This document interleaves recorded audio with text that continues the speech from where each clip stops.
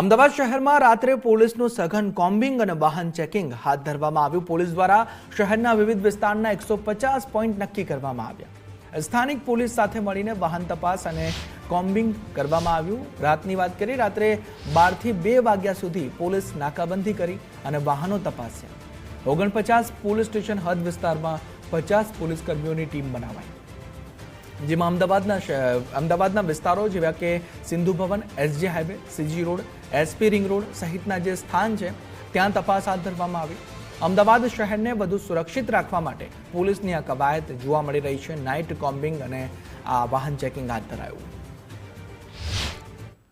અમદાવાદ શહેરના જો અગત્યના પોઈન્ટ છે જ્યાં રાત્રેમાં પોલીસની પ્રેઝન્સને બહુ જરૂરિયાત છે, લોકોને સેફટીને ધ્યાનમાં રાખીને, અને સાથોસાથ એવા જો લુખ્ખા ટાઈપના તત્વો છે જો નશાના હાલતમાં ફરતા હોય, લોકોના રંજાડે ગાડીઓ ઉપર સ્પીડિંગ કરતા હોય, આ બધા લોકો પર બરાબર કાર્યવાહી બી થાય અને કંટ્રોલમાં રહે, એના ધ્યાનમાં રાખી લગભગ 150 જેટલા પોઈન્ટ્સ અમે લોકો સિલેક્ટ કરેલા છીએ।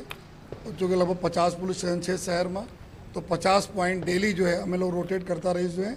અને એવા પોઈન્ટ ઉપર જો પોલીસ સ્ટેશનના જો 4-5 ગાડીઓ છે, એના માણસો છે, એના દ્વારા જો ચેકિંગ થાય અને એવા લોકો ઉપર જો કાર્યવાહી કરવામાં આવે જો લોકો કાયદાનું ઉલ્લંઘન કરતા હોય, અને સાથોસાથ જો બીજા લોકો જો આપણા કાયદાના પાલન કરે છે એનામાં એક વિશ્વાસ આવે કે પોલીસ આ પ્રકારના કાર્યવાહી કરી રહી છે। તો આ મુખ્યત્વે પર્પઝના સાથોસાથ એવા જગ્યાઓ જ્યાં 112 નંબર ઉપર જો વધુમાં વધુ કોલ આવે છે કે પબ્લિકના હેરાનગતિ ન જોઈએ, કે લોકો અમુક લોકો એના હેરાન કરે છે, અને સાથોસાથ જો FIRs વગેરે થાય છે મારામારી, એવા વિસ્તારોમાં જો ક્રાઇમ બ્રાન્ચ અને સોજી એની ટીમ દ્વારા કોમ્બિંગ દરરોજ જો કરવામાં આવી રહ્યા છે। ગઈકાલે બી તો આજે બી સરખેજ અને બહેરામપુરામાં ચાલુ છે કોમ્બિંગ, 100-150 માણસો લઈને ક્રાઇમ બ્રાન્ચ કરી રહી છે।